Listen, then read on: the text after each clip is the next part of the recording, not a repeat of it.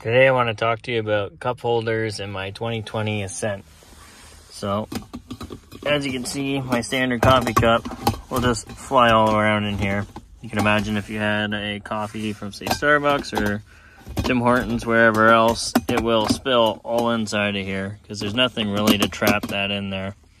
There's a fancy light on the inside to light up at night, but it doesn't really function as a good cup holder. So I found this. It's an Ascent cup holder insert. You can order it at your dealership just like I did. It only costs like 25 bucks and it came in relatively quick. So inside of this box, what we have is a brand new cup holder.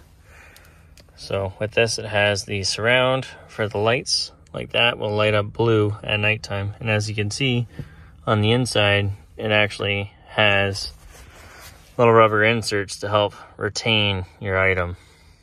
Now to install it, you need to remove the insert that comes in here. So take a screwdriver. I'm using an electrical screwdriver that has a plastic lining on it so don't scratch everything up. And just kind of work with it and pry it up. It's really hard to do with one hand, so I'll just snap to it being out. A little bit of magic, it's out now. Here it is. This is what is in your stock Ascent with your normal cup holder.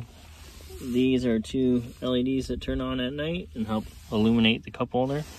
We'll throw that in there. We have our new one.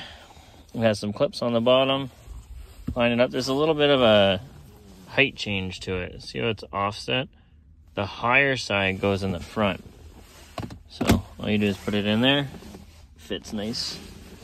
Press down till it clicks. Boom. Look at that. We have a cup holder.